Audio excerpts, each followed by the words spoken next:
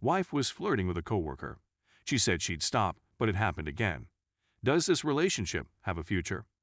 About 3 years have passed since my wife and I were united in marriage.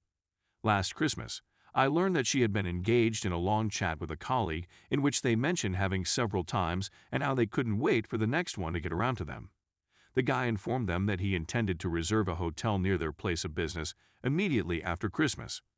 When he expressed excitement about meeting my wife, she would answer with phrases such as, "I'm looking forward to much more than simply seeing you," and similar expressions. You see where I'm going with this. Excessively flirty and mature. When I approached my wife about the discussion, she flatly denied having had it. In order to establish that the phone didn't exist, she showed me her phone after it had been erased. However, I had snapped a few of shots. She went on to assert that everything was virtual and that they had never done anything in the real world. To demonstrate her point, she sent a text message to her colleague, who was standing in front of me, and inquired as to whether he had reserved a hotel room, to which he responded, "Not yet." She then inquired as to whether he was certain that they would meet, to which he responded in the negative. She vowed that they would never talk to one another again, and I agreed because I loved her and wanted to put my faith in her. But I wasn't totally confident that she had spoken the truth. As a result of my excessive checking of her phones over the course of a few weeks, she changed her password, which I didn't mind since I was probably being unnecessarily worried. My mother's cell phone was in my possession this week. Since I needed a code that had been given to her phone number, I didn't even have to unlock the screen to get it. Contrary to expectations, there were other communications from the same individual below the message with the code.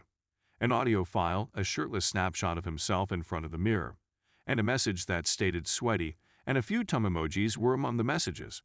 Because she had previously said that they would not speak again, I challenged her, and she explained that he only wanted to demonstrate his commitment to her by coming to the gym and showing improvement. However, the bulk of the time they converse, they are discussing work, and this is just by chance. I begged her to show me the remainder of their texts, but she refused, claiming that she had accidentally destroyed their whole chat history. According to my wife, she is going to change this time and that I never completely forgiven her, which is why she continued to speak with the man. This time around, she claims she'll be different, but I'm not sure I trust her. But even if she does stop, I'm concerned that she'll do it again if things between us aren't going so well. I admire her, but I can't continue to live my life in this manner. Is there any scenario in which this would be appropriate? What do you think your response would be? Update.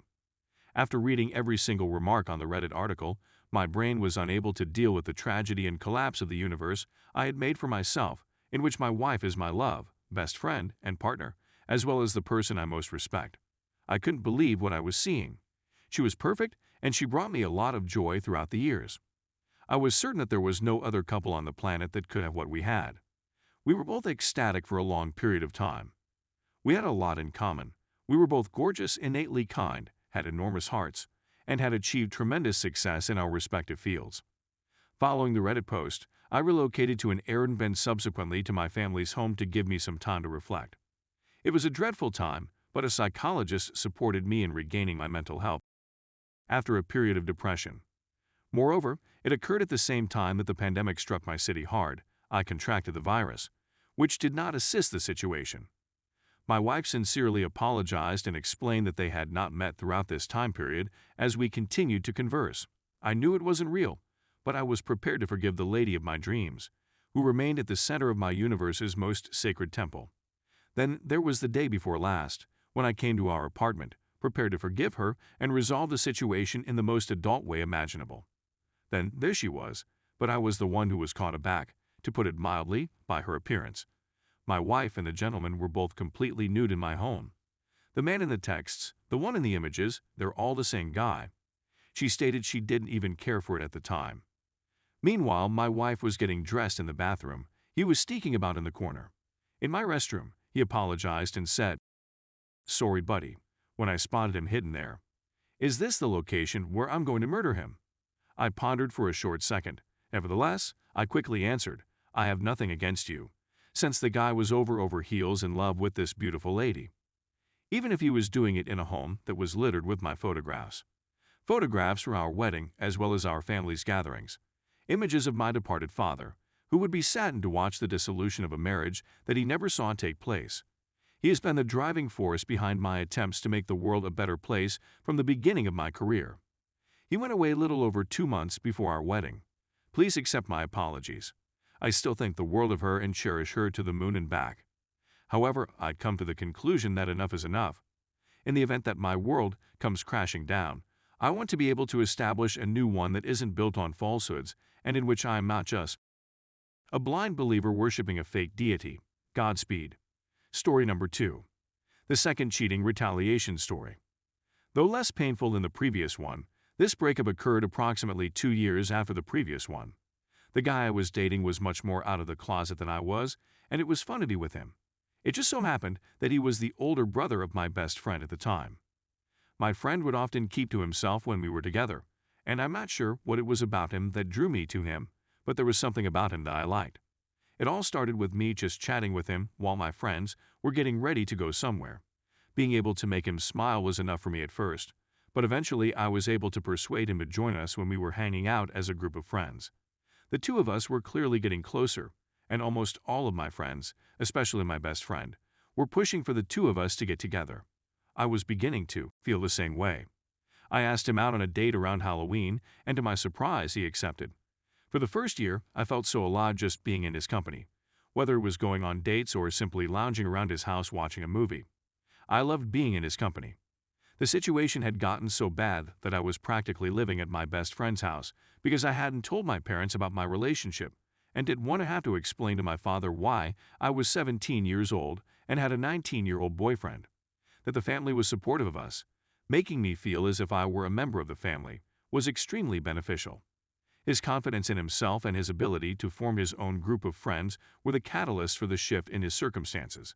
He respected them because they were a little older than him, and he wanted to impress them, so he began to alter his personality in order to do so.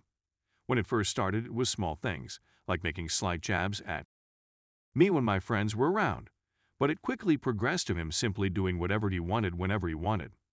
He became increasingly insistent that I tell my parents so that I wouldn't be lounging around his house all of the time. I eventually agreed. In the end, he went above and beyond, lying about what he was doing, canceling plans with me, and lying to my friends about why I couldn't attend events that he was planning for them. This behavior bothered me, so I tried to ignore it and pretended that what was going on didn't bother me. The point came where he became irritated when I went to my best friend's house to hang out, while he went to his older buddy's house to hang out with his. The only time I'd ever heard him refer to us as a couple was when he made lewd remarks about our love life or our relationship. When my best friend and 2 of our other friends came over for a sleepover, we ended up staying up until the early hours of the morning, fueling ourselves with energy drinks and soda. It was great to be able to spend time with my friends again, and they appeared to agree with me. Our strange conversation about some show or another had just reached the halfway point when my boyfriend arrived at our house. Because the walls in the house were thin, I could hear that he wasn't alone, and the rest of the group fell silent, all of us curious about what was going on. My stomach dropped when they walked into the next room and heard the unmistakable sounds of him and another guy having a good time. The rest of my friends were taken aback and attempted to console me. Despite the fact that I was feeling both depressed and enraged at the time, I knew that storming into the room would only provide him with the satisfaction of witnessing my pain. My friends attempted to divert my attention with a variety of distractions, but they were unable to drown out the obvious sounds of my boyfriend and whoever he happened to be with at the time, even though I pretended that I couldn't hear it because I didn't want my drama to ruin the group's sleepover.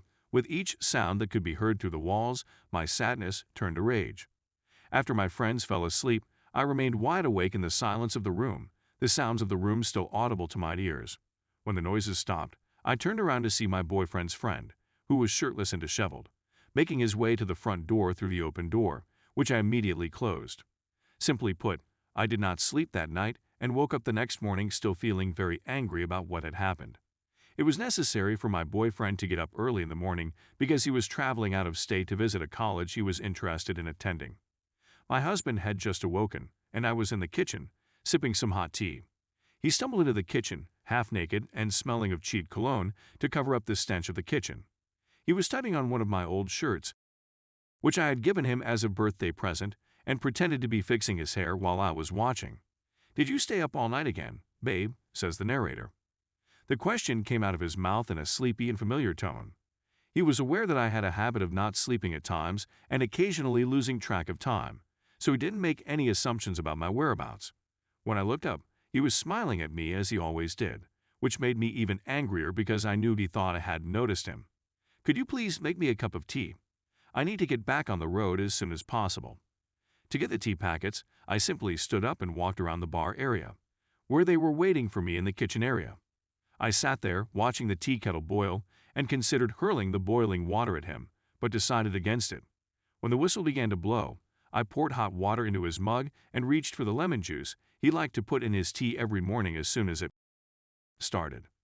My attention was drawn to the lemon-flavored laxative in the refrigerator at that point. In place of lemon juice, I poured a generous amount of liquid laxative into his cup after making his tea according to the directions on the package, reading the instructions, of course, not wanting to kill him. I also used one of those over-the-counter stimulants to help me get going. It had been a prank gift from his father for his last birthday, and it never seemed to leave its spot on the kitchen countertop. Prior to returning the cup to him and watching him slurp the contents, I vigorously stirred the mixture. He looked at the clock, noting that he needed to get on the road before the traffic, and then drew me into a kiss on the lips. Trying to taste the lips of another man as he walked out the front door made me feel sick. I stood there for an hour, watching him walk away, before leaving him a voicemail letting him know it was all over with. I later told my best friend about what I'd done, and we've continued to have a good laugh about it ever since. Upon returning home, my now ex-husband was incensed because he claimed to have accidentally soiled himself in traffic and that every time he had to stop for gas, his erection would fall into the car's trunk. My feelings were hurt, but I also thought it was amusing in a strange way. The next time I come to visit, my ex still gives me dirty looks and becomes jealous whenever I and my best friend are talking about other guys, as he did before. Last but not least, while I am disappointed with how things turned out, I believe that you must learn from your mistakes and grow as a result of them.